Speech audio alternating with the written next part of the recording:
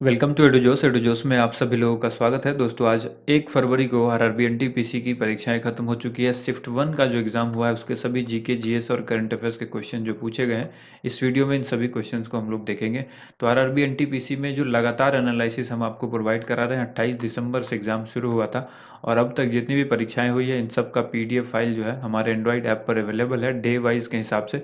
तो आप उसे देखें ज़रूर, क्योंकि आने वाली जितनी भी शिफ्टें हैं, चाहे वो ग्रुप डी का हो या आरआरबी एनटीपीसी का हो, इन सब में क्वेश्चन रिपीट होने की संभावना बहुत ज़्यादा है, क्योंकि लगातार क्वेश्चन रिपीट हो रहे हैं। गांधी जी से कई सारे क्वेश्चन लगातार पूछे जा रहे हैं। कभी-कभी किसी-किसी शिफ्ट में एक भी क्वेश्चन नहीं रहता गांधी जी का, लेकिन ज़्यादातर शिफ्टों में देखेंगे आप 2 से 3 क्वेश्चन गांधी जी से रिलेटेड ज़रूर है। इस पर हमने ऑलरेडी एक वीडियो बनाई हुई है। इस आई बटन पर आप महात्मा गांधी से संबंधित प्रश्न देख सकते हैं।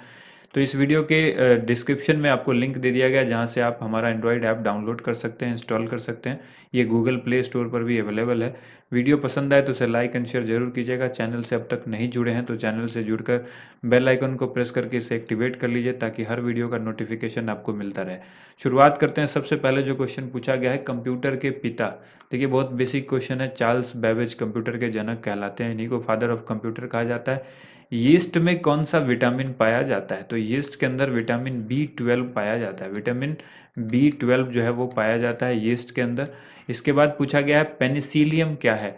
तो पेनिसिलियम जो है वो एक प्रकार का कवक है। क्या है? कवक कैटेगरी के अंदर आता है। अगर इसको ऐसे देखें तो ये एक साधारण फफूंद होता है, लेकिन ये कैटेगरी किस में आती है? कवक में आती है। तो कवक राइट आंसर हो जाएगा। नेक्स्ट क्वेश्चन पूछा गया है, एलपीजी का फुल फॉर्म क्या है? तो एलपीजी का full form liquefied petroleum gas, ठीक है। द्रवीभूत करके हिंदी में लिखा होता है, द्रवीभूत पेट्रोलियम गैस उसको कहते हैं। अगला जो देखिए सवाल पूछा गया, पूना पैक्ट। देखिए फिर से रिपीट हुआ है ये पूना पैक्ट, हमने कई बार आपको बताया। पूना पैक्ट पूछा गया है कि डॉक्टर अंबेडकर और किसके बीच में हुआ था? तो महात्मा गांधी जी के बीच में हुआ था पूना पैक्ट, ठीक है। यहाँ पर ये नाम आपको याद रखना था, तो महात्मा गांधी से ये क्वेश्चन फिर से आ गया। इसके बाद देखिए, नमक सत्याग्रह कब शुरू हुआ था? महात्मा गांधी जी का ये सवाल फिर से आ गया। नमक सत्याग्रह जो है 12 मार्च 1930 को शुरू किया गया था। इसके बाद है ऑस्ट्रेलिया ओपन 2020 का शायद रनर अप पूछा गया। आप लोग कमेंट करके बताइएगा इसका आंसर क्या होगा, ठीक है। महावीर का जन्म कहाँ हुआ था? ये क्वेश्चन पूछा गया। वैशाली के कुंडलपुर में हुआ था। कुंडलपुर को कुंडग्राम के नाम से भी जाना जाता है, तो वैशाली के कुंडपुर या कुंडलग्राम आप याद रखिएगा, महावीर जी का जन्म हुआ था। इसके बाद अच्छा ये बताइए, ये कौन से तीर्थंकर थे? बताइए, तीर्थंकर का जो इसका सीरियल नंबर है ये आप कमेंट करिए। कौन से तीर्थंकर थे ये जैन धर्म के, ठीक है। कौन से तीर्थंकर थे ये कमेंट कीजिए, सीरियल नंबर। इसके बाद है, लोकपाल विधेयक पहली बार कब पारित हुआ था? तो देखिए, पहली बार पूछा गया है तो 1969 में लोकसभा में पारित हुआ है।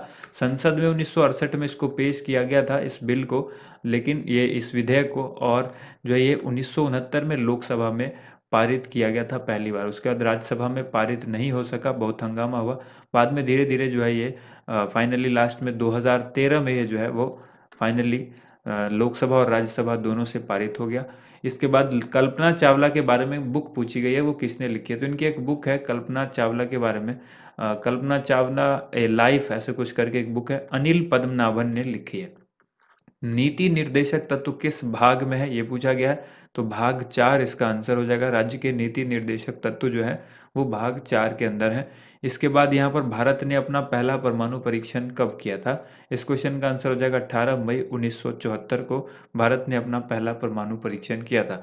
देखिए, पोखरण से सवाल अक्सर पूछा जा रहा है। पोखरण में जो है वो 1998 में पूछा गया था कि पोखरण में परमाणु परीक्षण जो है वो कितनी बार हो चुका है। पोखरण के समय पे जो परमाणु परीक्षण हुआ था, उस वक्त जो वहाँ के प्राइम मिनिस्टर थे 1998 में, भारत के प्राइम मिनिस्टर कौन थे? इस तरह से सवाल पूछा जा रहा है। और चंद्रयान से तो हद हो गई। चंद्रयान के कई सारे सवाल जो है आप देखेंगे कि चंद्रयान से लगातार सवाल पूछे जा रहे हैं। तो चंद्रयान 1 को लेकर हमने वीडियो बना दी है। इस आई बटन पर आपको ये वीडियो मिल जाएगी। कल ही ये वीडियो उपलब्ध कराई थी। चंद्रयान 1 से संबंधित सभी प्रश्न जो अब तक पूछे गए हैं और जो आगे पूछे जा सकते हैं, उस तरह के सभी प्रश्न को आप इस वीडियो में देख सकते हैं। अगला जो सवाल पूछा गया, जिला सत्र न्यायालय किसके अधीन आता है? तो देखिए जिला सत्र न्यायालय यानी हर जिले के अंदर एक न्यायालय होता है, तो ये किसके अधीन आता है? सर्वोच्च न्यायालय के अंदर आता है। जो राज्य के अंदर न्यायालय होता है वो जिला सत्र न्यायालय, और जो हर राज्य के अंदर जो एक सर्वोच्च न्यायालय तो होता ही है, इसके अलावा आपको पता है कि हर राज्य के अंदर जो हर जिला होता है, जिले के अंदर भी एक सत्र न्यायालय होता है। तो सवाल पूछा गया था जिला सत्र न्यायालय किसके अधीन आता है? तो सर्वोच्च न्यायालय, या फिर इसी को हम उच्चतम कहते हैं, उच्चतम न्यायालय। ठीक है, उच्चतम न्यायालय के अधीन आता है। इसके बाद है दिलवाड़ा। दिलवाड़ा मंदिर जो है ये किस राज्य में है? कई बार पूछा जा चुका है, मंदिर से रिलेटेड सवाल आपको याद रखना है। राजस्थान में है ये दिलवाड़ा मंदिर। ठीक है, जैन के लिए प्रसिद्ध मंदिर, जैनियों का ये मंदिर है दिलवाड़ा जैन मंदिर।